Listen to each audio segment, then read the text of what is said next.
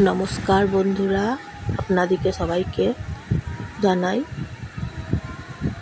ভারত রামকৃষ্ণ আশ্রম।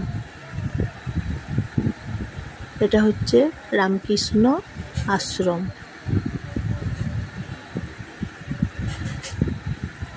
রামকৃষ্ণ আশ্রমের ভেতর দিকে এইগুলো সব আছে। রামকৃষ্ণ আশ্রম দেখুন,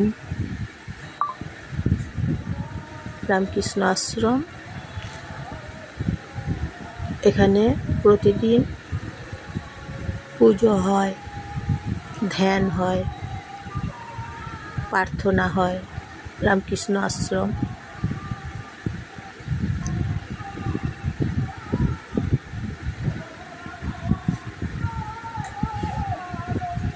দেখুন।